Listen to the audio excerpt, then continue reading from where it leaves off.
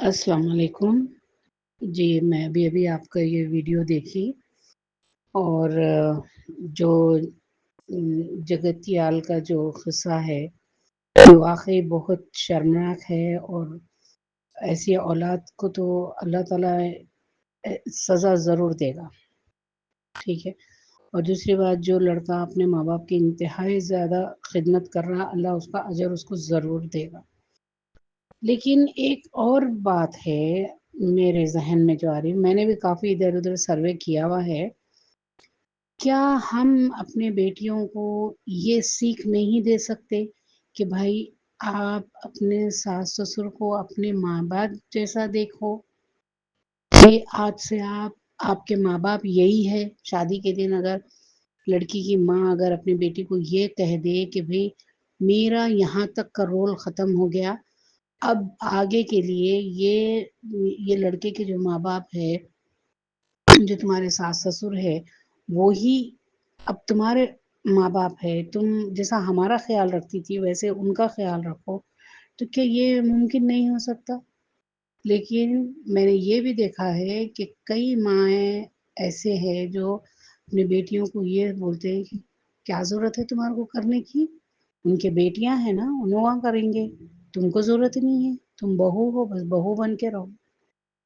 تو تھوڑا ہمارے مسلم معاشرے میں ہم کو بھی چاہیے کہ ہمارے کیا بولتے سو بیٹیوں کو یہ تربیت دے کہ وہ اپنے شوہر کے والدین کو اپنے والدین سمجھے، اور جس طریقے سے اپنے والدین کی خدمت کرتے اسی طریقے سے اپنے شوہر کے والدین کی بھی خدمت کرے.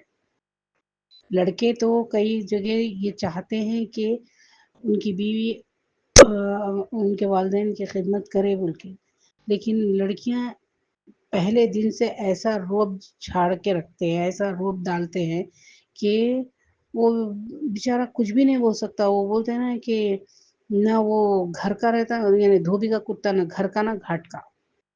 وہ حال ہو جاتا ہے بچوں کا.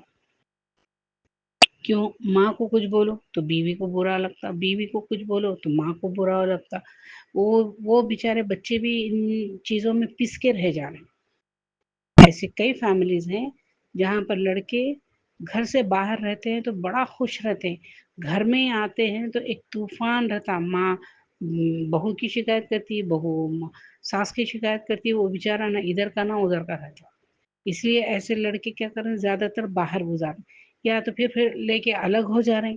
الگ ہونے کے بعد واقعی ان کی کیا یعنی ان کی سیلریز اتنی نہیں ہوتی کہ وہ ماں کا بھی دیکھے، بیوی کے بھی نخرے اٹھائے، تو وہ کسی ایک طرف ہو کے رہ جاتے ہیں. یعنی رات دن کی کچ کچ سے کوئی ایک طرف ہو کے رہ جاتے ہیں، چاہ کر بھی کچھ نہیں کر سکتے. تو آپ اس ٹاپک پہ بھی بات کیجئے کہ لڑکیوں کے والدین ان کو یہ تربیت دے کہ بھئی آپ اپنے گھر میں اپنے ساس سسروں کا خیال رکھے، ان کو اچھے سے دیکھے، سمجھے. بزرگ جو ہے آج کل تو بھائی یہ حال ہو گیا کہ بچیاں سلام کرنے کے لیے تھوڑا گردن کو بھی نہیں جھکا رہی، سمجھے نا. پہلے زمانے میں پیٹ میں منڈی ڈال کے سلام کرتے تھے تو وہ بڑے ان کے سر پہ ہاتھ رکھ کے دعا دیتے تھے. اب تو دور سے خالی دیکھے السلام علیکم السلام علیکم، جیسے کہ سلام کا مطلب بھی نہیں معلوم کہ بھئی ان کو سلام کیسا کرنا ہے، کیا ہے، سمجھے نا. اس طریقے کی آج کل کا یعنی سوسائٹی اس طریقے کی ہو گئی ہے. دور سے بس سلام کر دیے، بیٹھ گئے. ارے تم بڑوں کے آگے جھک کے سلام کریں گے، تمہارے سر پہ شفقت کا ہاتھ رکھیں گے، تم کو دعائیں دیں گے. اب دعا لینے کی کیا ضرورت ہے والی بات ہوئی. ہم کو نہیں چاہیے کسی کی دعا.